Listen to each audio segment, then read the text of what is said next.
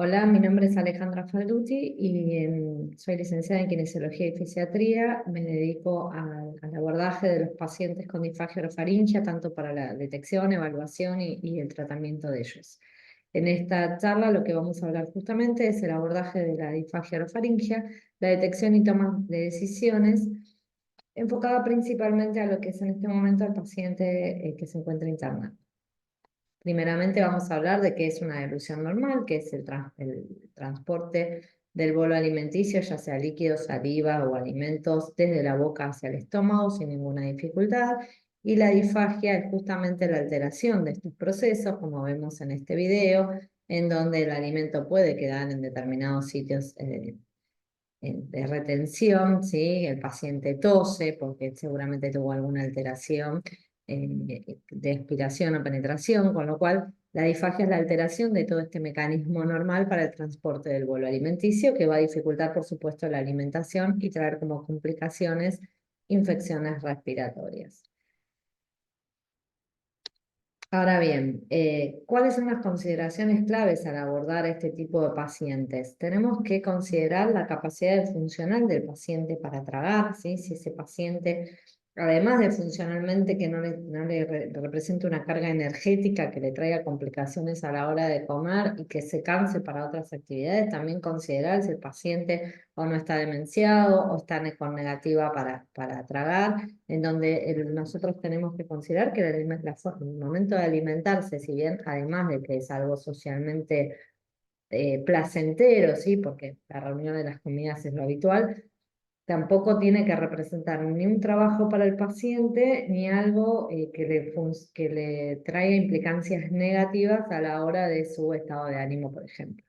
También valorar la capacidad para autoalimentarse y si va a necesitar asistencia y en ese caso si que la requiera, si realmente la tiene.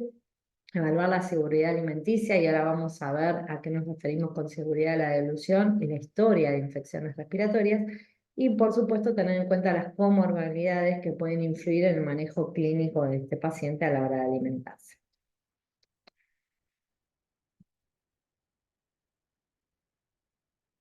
Bien, la disfagia orofaringia en términos del transporte del bolo alimenticio tiene muchas alteraciones, puede tener alteraciones en la etapa oral, puede tener alteraciones en la etapa faringia o puede tener incluso alteraciones en la etapa esofágica. Cuando nos referimos a disfagia orofaringia, la alterada es la etapa oral y faringia, pudiendo provocarse, por ejemplo, como en este caso, retraso a la hora de deglutir un bolo pequeño, ¿sí? Entonces, este paciente ya sabemos que le va a costar más tiempo tragar de lo que le ocurre a otro paciente o a una persona normal. O que también el paciente puede tener una buena etapa oral en donde el bolo alimenticio lo forma y lo maneja y lo traslada, pero que puede quedar con residuos en determinados recesos faringios que también nos va a traer complicaciones en horas subsiguientes. En este caso, lo que están viendo acá es una cánula de traqueostomía, ya que es un paciente traqueostomizado, ¿sí? ¿Qué tenemos que diferenciar nosotros a la hora de que abordamos un paciente? Siempre que llegamos a un paciente, nosotros le hacemos una anamnesis o leemos la historia clínica o hablamos con el familiar para saber y poder diferenciar desde ese mismo momento si ese paciente realmente tiene una disfagia orofaringia o ya tiene una disfagia esofágica, que es más de tratamiento médico, pero que igual vamos a tener que hacer modificaciones en la dieta o vamos a tener que tomar alguna actitud activa para que ese paciente pueda alimentarse. La disfagia orofaringia generalmente es de inicio agudo o insidioso, principalmente al inicio es a líquidos, puede llegar a tener una pérdida de peso lenta, puede presentar tos al tragar, reflujo nasal o alteraciones al iniciar una deglución, es decir, se pone el alimento en la boca y tarda mucho en producir la tragada efectiva, y generalmente son en pacientes con enfermedades neurológicas, neuromusculares o enfermedades respiratorias ya más severas. En cambio, la disfagia esofágica es progresiva, generalmente es a sólidos, tiene una rápida pérdida de peso. El paciente refiere una sensación de atasco o ahogamiento o dolor retroesternal y pueden llegar a tener regurgitación tardía. Cuando nosotros hablamos de disfagia, tenemos que pensar en dos caminos. Si bien puede tener tanto alteración de eficacia y alteración de la seguridad, a veces presentan uno u otro.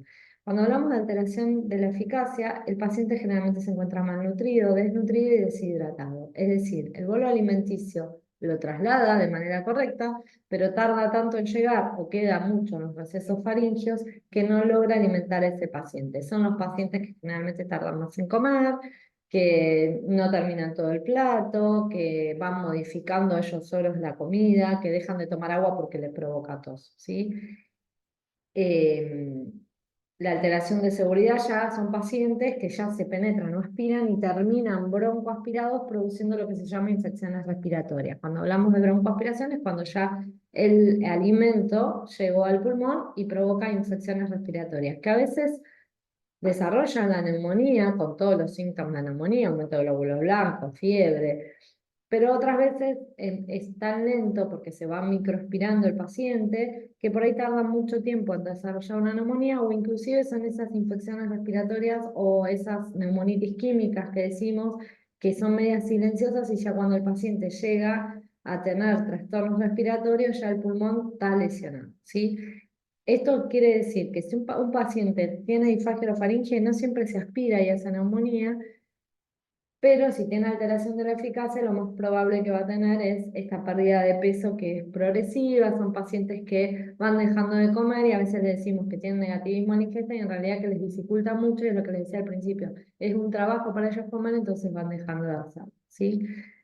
Como alteración de la eficacia, estos estudios son video de ilusiones, lo que les estoy mostrando. Lo que estamos viendo acá, que el paciente tiene mucho alimento todavía en la faringe alta, en la zona valecular, que es un receso faringio, y en la zona de los senos piriformes. No logra trasladar el alimento desde la faringe hacia el esófago. Esto hace que el paciente tarda tanto el alimento en llegar al estómago que no va a tener una correcta nutrición, ¿sí? O en este caso, este paciente tarda mucho en lo que es la etapa oral, de la etapa faríngea, logra pasar el alimento, pero con muchos también residuos en valéculas y senos piriformes, ¿sí? Esto ya es un sólido, esto es un semisólido cuando empezamos a hacer modificaciones de la dieta. En cambio, cuando hablamos de alteración de la seguridad, lo que vamos a tener es que ya el alimento entra en la vía aérea. Cuando hablamos que el alimento entra en la vía aérea, puede entrar en la vía aérea superior, y nosotros llamamos vía aérea superior a todo lo que es el vestíbulo laringio y la zona traqueal, ¿sí? Y ya cuando llega a la vía aérea inferior, que ya llega a bronquios, estamos hablando de broncoaspiraciones cuando ahí el paciente hace alteración respiratoria, ¿sí? Mientras está en lo que es vía aérea superior, el paciente puede tener una buena respuesta y toser o expulsar el alimento de la vía aérea y no llega a broncoaspirarse. Hay dos clasificaciones de alteración de la seguridad de la vía aérea. Una es penetración, cuando el alimento queda por sobre las cuerdas vocales, ¿sí? O sea, queda en la zona laringea. Esto blanquito que vemos, esto es una vista endoscópica de la laringe. Lo que vemos acá es alimento y eso es penetración, está sobre las cuerdas vocales. Estas son las cuerdas vocales, ¿bien? Cuando ya hablamos de aspiración es cuando el alimento, como vemos en esta videoilusión, acá a esta altura están las cuerdas vocales y el alimento está pasando a la tráquea, ¿sí? Pasa de cuerdas vocales a la tráquea. Y como vemos en esta endoscopía, esta es la tráquea y acá tenemos líquido en la zona traqueal, ¿sí? En este caso ya es aspiración. Cuando nosotros hablamos de aspiración, el paciente todavía tiene posibilidades de salvarse, digamos, entre comillas, de zafar de una neumonía porque puede toser y expulsar el alimento. Ya cuando la aspiración se transforma, llega a bronquios, fuentes y después llega al pulmón, es cuando hablamos de broncoaspiración y el paciente puede hacer lesión pulmonar. Lo que pasa es que también existe lo que llamamos aspiración silente, es decir, el paciente se aspira y no logra toser porque no se entera. Entonces, esos son los pacientes que nosotros con la evaluación clínica nos perdemos y no sabemos realmente qué está pasando, ¿sí? Ahora, el paciente también puede pasar que tosa, pero que la tos no sea eficaz y no logra expulsar el alimento de la vía aérea. Todas estas cuestiones, esta terminología la tenemos que conocer para saber realmente qué está pasando con ese paciente. Si nosotros decimos que un paciente tiene aspiración silente, ese paciente seguramente no puede comer nada vía oral. Si nosotros decimos que el paciente se aspira con algunas consistencias, es cuando vamos a hacer la modificación de la dieta. Y si el paciente se penetra, generalmente hacemos algunas modificaciones de la dieta, pero también utilizamos estrategias de rehabilitación para que el paciente reconozca el momento en que se penetra y pueda expulsar el alimento. ¿Sí? Ahora bien, los pacientes con disfagia orofaringia sabemos que hasta 1/3 de estos pacientes tienen alteración en la eficacia y hasta 2/3 tienen alteraciones en la seguridad. En pacientes neurológicos, en pacientes adultos mayores, institucionalizadas, su prevalencia puede oscilar entre un 30 y 60% de la disfagia orofaringia, con grados de severidad variables que pueden llegar a ser necesaria una alimentación no oral o con modificaciones de la dieta. Es decir, la población blanca, la población en la que tenemos que detectar antes de que lleguen a la aspiración la presencia de disfagia orofaringia para actuar rápidamente son los pacientes adultos mayores, los pacientes institucionalizados y los pacientes neurológicos, o la combinación de ambos, ¿no?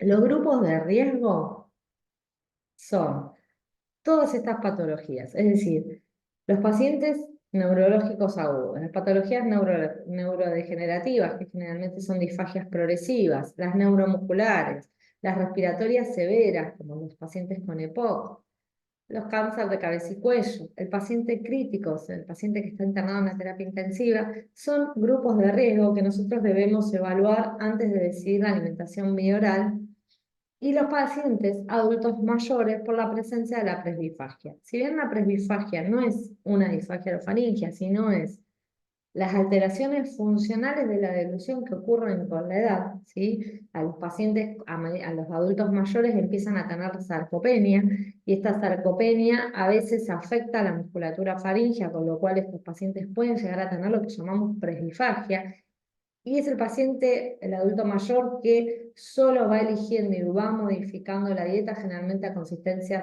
más semisólidas, más tipo puré. Esos pacientes son los pacientes que nosotros en una internación tenemos que poner el ojo y decir, bueno, a este paciente, previo a que se alimente bioral, o si ya se está alimentando bioral, lo voy a controlar y voy a tener una evaluación clínica, por lo menos para poder detectar si tiene algún síntoma de disfagia orofaringia.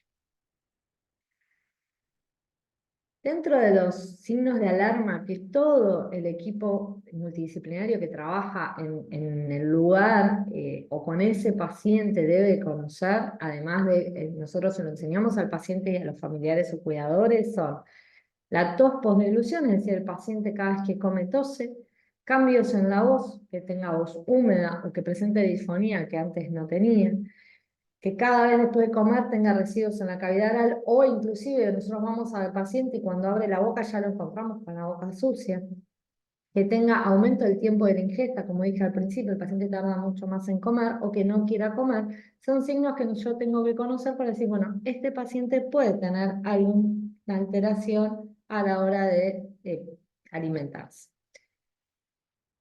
¿Cuáles son las evaluaciones que hacemos de la deglución? La evaluación clínica siempre es prioritaria, aunque yo le vaya a hacer un estudio al paciente o aunque el paciente me diga, mira, ya tiene una videodeglución hecha, yo con esa videodeglución igual le hago una evaluación clínica, porque me brinda un montón de información que quizás los estudios no me brindan, que yo puedo estar viendo en el momento. Además de que el paciente, sobre todo con patología neurológica aguda, es muy variable en el transcurso de los días, ¿sí?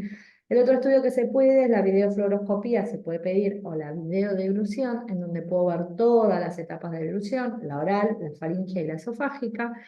Y el otro estudio que se pide es la FES, o la videoendoscopía de la deglución, FES por sus siglas en inglés, que es una endoscopía, ¿sí?, de la vía aérea superior, en donde se coloca un endoscopio que queda por detrás del velo del paladar y se obtiene esta vista, en donde yo puedo ver y darle alimentos y utilizar inclusive maniobras compensatorias o maniobras deglutorias de rehabilitación, pero yo no puedo ver las etapas deglutorias. Lo que yo veo es qué pasa predeglutorio, es decir, si el alimento cae antes de que el paciente trague, y postdeglutorio, qué pasa después de que trague, ¿sí?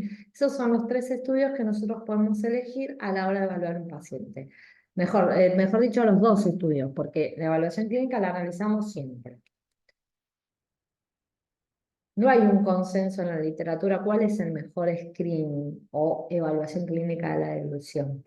Hay métodos de screening que son herramientas utilizadas que debe conocer todo el equipo de salud para poder ver si ese paciente puede llegar a tener disfagia y derivarlo. Los métodos de screening tienen que ser una herramienta sencilla, útil, que si yo trabajo en una sala de internación de clínica médica, la conozca el enfermero, el kinesiólogo, el médico, el nutricionista, si lo hace, el fonoaudiólogo, y todos tenemos que tener el mismo lenguaje en común. Una herramienta de screening conocida es el BUS, que es para CV agudo, otra es el test de vaso de agua, pero si se usa esa herramienta de screening, todos tenemos que saber qué significa el resultado y poder derivar a tiempo si encuentro algún signo de alarma, ¿sí? Y si no, se hace la evaluación clínica. Pero siempre se debe tener en cuenta que la evaluación clínica es una evaluación subjetiva, cuyo objetivo es identificar posibles causas de disfagia y riesgo de aspiración, ¿sí? Entonces, si yo tengo alguna disfagia orofaringea o algún riesgo de aspiración, muchas veces con esta evaluación tengo que decir si hago una videodilución o una FES, ¿sí? Que tampoco hay un gol estándar para ambos. Se usa según el paciente. Si el paciente puede trasladarse a una sala de rayos, si el paciente está internado en una unidad de terapia intensiva en donde tuvo un tubo orotraqueal o está traqueostomizado, que vamos a elegir la FES, porque de paso evaluamos la vía aérea, la anatomía, la sensibilidad, cómo maneja la saliva, ¿sí? Que la videolución, la saliva no puedo ver. Entonces, según eso, yo voy a elegir. En cuanto a la clínica, que es lo que siempre tenemos a mano, los signos clínicos son tos o sensación de agua al deglutir, cambios en la voz después de tragar, ¿sí? Un bolo de alimento, o la saliva o líquido, necesidad de aclararse la garganta, esto de carraspear cada vez que traga, que trae muchas veces para un único bolo, se pone una cucharada de algo en la boca, traga, traga, traga, hasta que termina de tragar, que tenga aumento de secreciones orales o faringias o traqueales, que haya necesite aspiración nasotraqueal, que aumente el tiempo de la ingesta, como bien decimos, que se niega a comer determinados tipos de alimentos, ¿sí? Generalmente la evaluación clínica que elijo yo por una cuestión de que las consistencias son más fáciles para comer y porque exige menos coordinación, es esta: empezar, una vez que hice la evaluación de pares craneales o la evaluación de praxias orolinguales, empezar con semisólidos, después con líquidos y último con sólidos. Los semisólidos exigen mucha menos coordinación, no tengo que masticar, no tengo que formar un buen vuelo, y tienen menos tiempo de tránsito orofaringeo, es decir, necesitan menos tiempo de ir desde la boca hasta el esófago, ¿sí? Los líquidos van muy rápido, por el contrario, y tienen que tener mucha coordinación todas las etapas.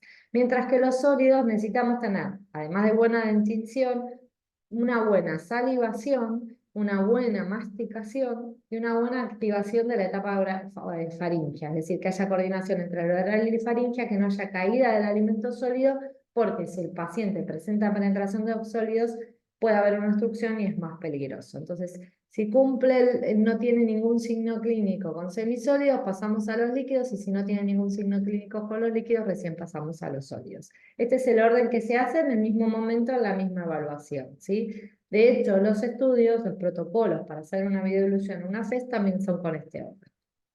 Bien. Entonces, ¿yo cuándo evalúo con alimentos sí o no según la evaluación clínica? Evalúo con alimentos si el paciente no está en insuficiencia respiratoria. ¿Qué quiero decir con esto? No requiere altas concentraciones de fracción inspirada de oxígeno, ¿sí? Que pueda estar con una cánula nasal o con una cánula nasal de alto flujo que esté con buena mecánica respiratoria y no requiera mayor de 60 fracción inspirada de oxígeno, que no requiera ventilación no invasiva, ¿sí? El paciente tiene que estar alerta, y alerta significa poder contestar o estar alerta a estímulos durante por lo menos 15 minutos, que acepte la evaluación, por supuesto, que cuando yo le pida que trague pueda tragar, que tenga al menos una respuesta refleja, y con esto nos referimos que cuando yo le evalúo el reflejo del pilar anterior, que es el reflejo delutorio, o el reflejo nauseoso, por lo menos de un lado se presente, y que pueda toser o carraspear voluntariamente, ¿sí? Si el paciente, cuando yo le pido que tose y carraspee, no lo hace, generalmente no lo evalúo con alimentos. Esto se escapa un poquito de esta regla cuando el paciente está afásico. Cuando el paciente está afásico, tampoco, si tiene esta afásico de expresión, tampoco voy a poder evaluarla si tiene voz o no húmeda, entonces utilizo lo que es la auscultación laringia para ver si quedan ruidos agregados, y tampoco voy a poder valorar si es de comprensión algunos praxias orolinguales que yo le busco. Pero bueno, uno va adaptándose a lo que el paciente tiene, ¿no? Cuando sí o sí no evalúo, cuando el paciente está en insuficiencia respiratoria y es dependiente de altas concentraciones de oxígeno, porque si yo le saco la máscara de oxígeno y le pongo una cánula nasal, cambia la mecánica respiratoria, el paciente es somnoliento, que no acepte la evaluación, que no tenga ni evolución voluntaria ni espontánea, es decir, yo lo miro y el paciente no traga ni la saliva, que no tenga reflejos y que no pueda toser o carraspea, ¿sí? ¿Qué tenemos que tener en cuenta? Que toda la preparación de los alimentos, la dieta que uno selecciona para que ese paciente se alimente vía oral, es una parte integrante de la rehabilitación. Entonces, cuando yo hago una modificación de la dieta, más allá de los ejercicios o posturas o maniobras que yo le pueda dar a ese paciente, esa dieta tiene que ser una parte integrante de la rehabilitación. Por eso se va a elaborar según el grado de disfagia o se le va a pedir, ¿sí?, con texturas, consistencias y temperaturas. La preparación del alimento debe ser controlada y lo ideal es que usemos todos los sentidos para esa alimentación con respecto a lo visual, con respecto a los olores, con respecto a las texturas y con respecto a las temperaturas, ¿sí? A veces es difícil en lugares de internación, pero bueno, hay que tenerlo en cuenta, sobre todo también cuando le damos el alta y se lo explicamos a un familiar. No es lo mismo comer una comida procesada de pollo y puré toda mezclada que tener por ahí una terrina de pollo y una terrina de calabaza que puede ser igual con la misma consistencia, ¿sí? Porque tenemos que saber que estos modificaciones de textura me va a hacer compensaciones en la dilución, ¿sí? Y además, bueno, va a evitar, por supuesto, la broncoaspiración. Para esto, actualmente existe la estandarización de ITSI, en donde ya la debemos conocer todos, ¿sí? Se valora los alimentos de 0 a 7, el 0 en líquidos finos, ¿sí? Ya después del 1, 2 y 3 van con espesantes, se va logrando consistencias más espesas hasta que llega a la extremadamente espesa que se mezcla con el puré, o la 3 que se mezcla con los licuados, ¿sí? Y de ahí vamos hasta la 7 que es regular, de fácil masticación, o la regular común. Recordemos que la 3 se mezcla con los licuados, con lo cual muchas veces también, según el paciente, ¿no?, también podemos bajar la cantidad de uso espesante y usar licuados de esa misma consistencia. Y bueno, todos deben conocer el método de la jeringa para poder valorar si en qué nivel se encuentra del 1 al 4. ¿Qué es lo que hacemos cuando el paciente entonces conocemos que tiene una alteración de la seguridad a la hora de alimentarse? Es decir, el paciente va a tener muchos residuos y lo que va a pasar es que tiene penetraciones, en este caso penetración que da por sobre la vía aérea. Nosotros generalmente en este caso, que es solo penetración, lo que hacemos es cambio de viscosidad en líquido, ¿sí? ¿Qué hacemos entonces? ¿Por qué? Porque los líquidos espesados, que este video ya está con líquidos espesados y a pesar de eso se penetra un poquito, pero se penetra, tienen como objetivo el lentecer el fluido de esto hacia la faringe, es decir, que vayan más despacio y que puedan activarse los reflejos y que pueda coordinarse toda la etapa oral y faringea para que aumente la seguridad dilutoria de estos líquidos y disminuir el riesgo de aspiración, ¿sí? ¿Qué hacemos entonces cuando nosotros hacemos cambios, además de la viscosidad, en el volumen y en la cantidad de ingesta, también como estrategia terapéutica para evitar también a penetraciones o inclusive para mejorar lo que es la eficacia, ¿sí? Si nosotros disminuimos el volumen del bolo, hacemos que ese paciente pueda, si tiene alteraciones de la eficacia, poder formarlo en lo que es para mejorar el transporte del oral hacia la faringe y evitar que si queda mucho bolo o mucho residuo, esos residuos caigan hacia la vía aérea llegando a una alteración de la seguridad, ¿sí? El aumento del volumen del bolo demostró que aumenta el riesgo de penetración y aspiración post-dilución por el aumento de residuos en los recesos faríngeos, ¿sí? Y si nosotros disminuimos la cantidad de ingesta, es decir, en vez de hacer un plato enorme de comida o varias porciones de comida, hacer más cantidad en cuanto a la cantidad de veces, es decir, en vez de hacer 4 comidas, 6, por ejemplo, Disminuimos esa cantidad, evitamos la fatiga neuromuscular que a veces le provoca a estos pacientes con disfagia alimentarse, y además evitamos que se acumule tantos residuos faríngeos y que tenga éstasis esofágica, porque a veces la contracción faríngea está disminuida por debilidad y eso hace que la onda peristáltica esofágica también se encuentre disminuida. Porque la fuerza oral que tenga ese paciente va a hacer que el bolo vaya con mayor propulsión cinética y activa más musculatura faríngea. Esta musculatura faríngea activa más musculatura esofágica. La onda esofágica va a depender de la orofaringia. Por lo tanto, por eso es tan importante en el momento que yo estoy rehabilitando al paciente ir acompañando con la modificación de la dieta, ¿sí? Entonces, como estrategias terapéuticas, además de toda la parte de rehabilitación que tenemos, son el aumento de la viscosidad de los alimentos, de los líquidos, perdón, la disminución del volumen del bolo en pacientes que tienen alteración en la eficacia y o seguridad, y la disminución de la cantidad de ingesta en estos pacientes que presentan fatiga neuromuscular. Habíamos dicho entonces, habíamos enumerado todos juntos los signos clínicos de disfagia. Ahora los vamos a dividir en los que son signos de alteración de la seguridad, signos que a mí me prenden el signo de alarma, porque en un paciente internado que el paciente tenga penetración o aspiración me puede llevar a una neumonía y me complica más la situación y más días de estadía hospitalaria, y en alteración de eficacia. La alteración de la seguridad es tos, carraspera con la alimentación, sensación de ahogo y cambios en la voz, ya sea húmeda o disfónica. Y los signos de alteración de la eficacia son un sellado de la babilla insuficiente, esos pacientes que babean, quedan con restos de comida o se les cae la comida. Los residuos orales, que me dicen que no termina de limpiar la boca para llevarla a la faringe. Los residuos faringeos, que clínicamente yo los puedo ver solo en la faringe superior, cuando abre la boca y vemos todo el velo del paladar y la pared faríngea posterior sucia. O los puedo auscultar, que ya son residuos laringeos, y yo escucho ruidos agregados en la laringe. La delusión fraccionada, es decir, que tragan varios, asciende el cartílago tiroide, veo que traga, traga, traga, hasta que traga finalmente, ¿sí? O sea, para un mismo bolo tiene que intentar tragar muchas veces, o la delusión es múltiple, es decir, para un mismo bolo traga muchas veces a la vez. ¿Cómo interpreto yo estos resultados? O sea, cuando yo, como kinesióloga, me dicen, a ver, vení, vamos a evaluar la delusión, yo voy, evalúo la delusión, hago toda mi evaluación y yo de toda esta situación que hago tengo que interpretar estos resultados y decir, bueno, este paciente come, este paciente no come, este paciente come con cambio de modificación de dieta, pero le voy a hacer un estudio.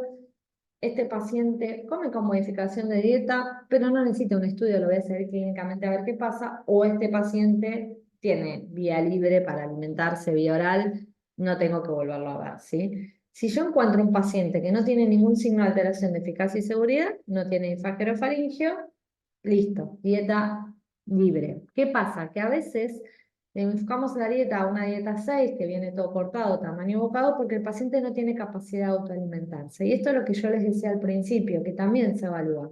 Si el paciente se puede autoalimentar, un paciente hemipléjico a veces no puede cortar, y si no se puede autoalimentar, si va a tener un cuidador, un familiar o un enfermero a cargo que va a estar para cada instancia de alimentación, y esto lo charlamos con el equipo de nutrición, porque tenemos que saber que ese paciente, si no, no va a recibir sus requerimientos calóricos, ¿sí? Si tiene signos de alteración de la eficacia, como dije, muchos residuos orales, faringes, sabemos que puede peligrar tanto el estado de nutrición como el estado de hidratación del paciente. Entonces hay que definir alguna forma de alimentación, y estos son estos pacientes que por ahí o disminuimos el volumen del bolo, disminuimos la cantidad de ingesta y aumentamos la cantidad de veces en el día. Nutrición definirá si es necesario un suplemento oral, si puede los líquidos, o cambio algo de viscosidad porque tiene que dar muchos residuos, ¿sí? Si el paciente tiene negativismo en ingesta, son los pacientes que, bueno, si tiene negativismo en ingesta no hay nada que nosotros podamos hacer, salvo que al presentarle una modificación de la dieta, cambiarle su nivel de IPSIS para alimentación, el paciente se sienta más cómodo y comienza a alimentarse vía oral. Entonces, para pacientes que en alteraciones de la eficacia que no comprometen la seguridad, lo que nosotros como kinesiólogos hacemos son alimentación bioral con maniobras compensatorias, ¿sí? Maniobras compensatorias llamamos a esas maniobras que son flexión de cabeza o rotación. También hay algunas otras maniobras como inclinación lateral que no son tan habituales de usar, tiene que estar el paciente muy lúcido como para poder usarlo, ¿sí? Siempre para utilizar estas maniobras y decidir qué tipo de alimentación tenemos en cuenta, por supuesto, los antecedentes, la edad, el estado cognitivo, cómo está el estado oral, cómo venía ese paciente, la dentición y la capacidad de autoalimentarse. Y en estos pacientes generalmente la dieta va a ser nivel 5, 6 y 7, que es lo más habitual, y los líquidos 0, 1. 5 porque tiene mucho que ver con que ese paciente presenta no dentadura, porque a veces el paciente le preguntamos, está flaquito, y le preguntamos, ¿vos cómo comías? De todo, y me cortaba chiquito. ¿Pero y qué preferías? Y prefería comer, no sé, puré y sopa. Bueno, entonces le vamos modificando según eso. En pacientes con alteraciones de la eficacia que pueden llegar a comprometer la seguridad, como vemos en este caso, porque tienen muchos residuos faringios y pueden en algún momento ir a penetración o aspiración, lo que hacemos es un aumento de la viscosidad y una disminución del volumen del bolo y en ocasiones de la ingesta, ¿sí? Obviamente teniendo en cuenta todo lo mencionado anteriormente, la capacidad de toser y la capacidad de reconocerse en sí mismo, o que el cuidador reconozca cuando el paciente cambia la voz. Y en este caso generalmente son niveles 4, 5 y 6 también, y los líquidos espesados. Hasta cómo espeso los líquidos, yo voy espesando hasta que no tenga ningún signo clínico de aspiración, ¿sí? Y en el caso con pacientes con alteraciones graves de seguridad y eficacia, es decir, que requiera otras estrategias terapéuticas para poder hacer una limpieza de la vía aérea, siempre también me fijo los antecedentes, tengo indicaciones precisas que dar al familiar y al paciente, como por supuesto inicia tratamiento y continúa en el ambulatorio, y generalmente es un nivel ITSI 4 que lo usamos más que nada para el tratamiento, ¿sí? Es decir, es una alimentación que, entre comillas, podemos llamar terapéutica, teniendo en cuenta que con este tipo de alimentación también hacemos maniobras y el paciente rehabilita funcionalmente, no solamente con ejercicios.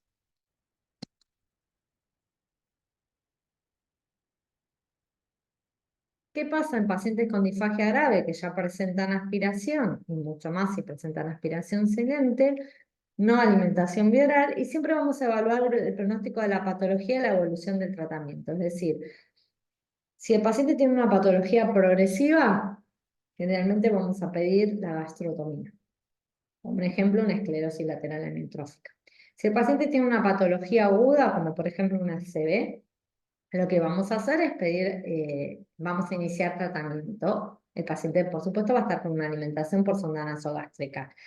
El ACV generalmente sabemos que dentro del primer mes mejora su disfagia. Si no mejora y vemos que va a quedar con algún tipo de disfagia, lo que se hace es la gastrotomía y continúa con rehabilitación. Tiene hasta 6 meses como para rehabilitarse, como para decir este paciente, si no mejora nada dentro de los 6 meses, ya no va a rehabilitarse. Muchas veces estos pacientes quedan con algún tipo de dieta, pero que no es suficiente, igual van a seguir utilizando la gastrotomía. En el caso del paciente se rehabilite totalmente, se retira la gastrotomía. También generalmente pacientes con Parkinson, estadías terminales, son pacientes que ya el tratamiento no resulta efecto, entonces directamente van a una gastrotomía, ¿sí?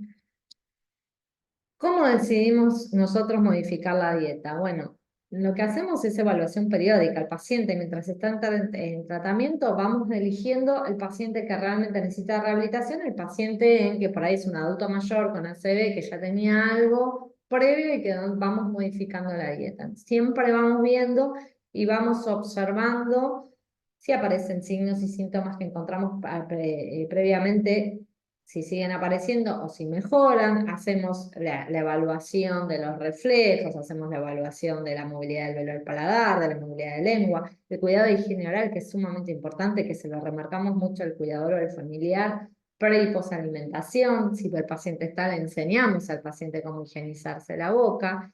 ¿Y cómo lo encontramos al otro día cuando lo vamos a ver? Si sigue otra vez con la boca sucia, bueno, quiere decir que muchas veces son residuos que van quedando inclusive de la propia saliva que no logra tragar, ¿sí?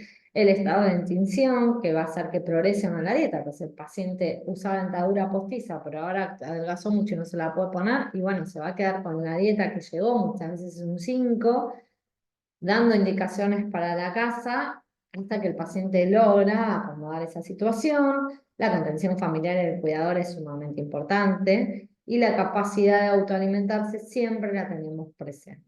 Como es más fácil para ese paciente comer y si realmente puede llevarse la comida a la boca. ¿Bien? Dale. Eso, dale un poco.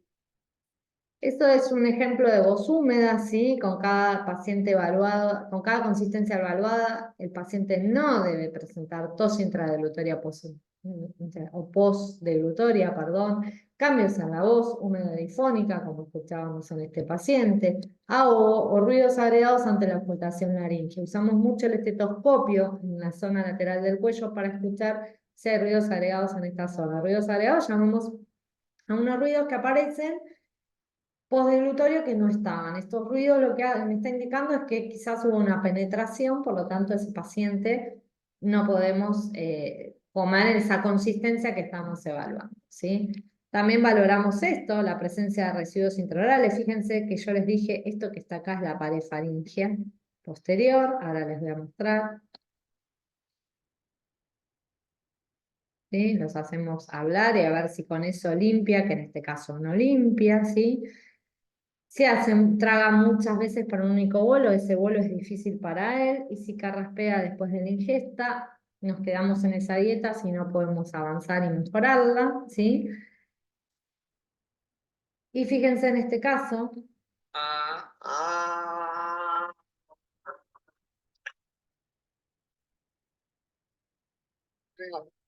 como además de voz húmeda aparece nuevamente la comida que el paciente ingirió, quiere decir que hay una regurgitación del alimento. Bueno, ese paciente para ese volumen de bolo, para esa consistencia, seguramente no estábamos bien y tenemos que valorar cómo hacemos si vamos a mejorar el ITSIP, supongamos que teníamos un 5 hacia un 6 o lo bajamos hacia un 4.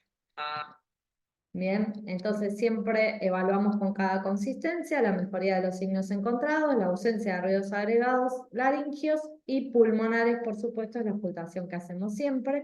Y siempre vemos la situación particular de cada paciente y la condición de egreso. No es lo mismo que el paciente se vaya a una institución, que se vaya a una institución, una institución para adultos mayores, a una institución de rehabilitación o que se vaya a la casa.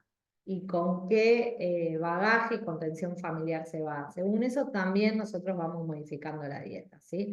Cuando pedimos estudio complementario va a depender de la enfermedad de ingreso o antecedentes, ¿sí? De la no mejoría clínica ante el paciente o para realizar una planificación de tratamiento. Generalmente al paciente se le pide una videodeglución porque, como les expliqué, me habla de todas las etapas deglutorias. Cuando pido una FES, que es este caso, esos son pedacitos de flan, ¿sí? Esta es cantidad de saliva que veo en pacientes que tengo sospecha de una lesión de la vía aérea, en pacientes traqueostomizados, en pacientes recientemente extubados, en pacientes que no puedo trasladar, entonces es mejor hacerlo en la cabecera del paciente, ¿sí?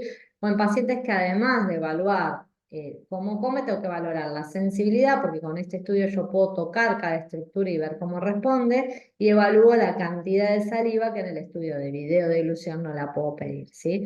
Pero generalmente en el paciente que está en terapia intensiva, antes de comer, se las hacemos en el hospital. Yo trabajo en el Hospital Fernández, en lo que es detección de disfagia. También trabajo en el Hospital Posadas, en la terapia intensiva que hago guardia. En el Hospital Posadas no tenemos posibilidad de hacer una FES, se hacen videoevoluciones, en el Hospital Fernández sí. Y generalmente en la terapia del Hospital Fernández se la hacemos a todos los pacientes antes de decidir que se alimente vía oral, porque son pacientes críticos, ¿sí? Son pacientes que salieron generalmente de un respirador, entonces son pacientes que tenemos que tener mucho cuidado y no podemos permitirnos que hagan alguna infección respiratoria.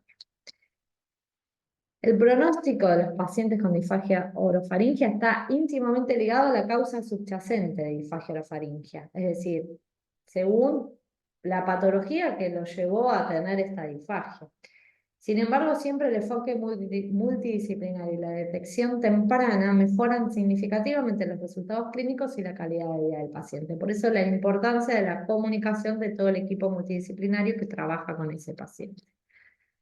Bueno, muchas gracias y espero que les haya servido esta disertación.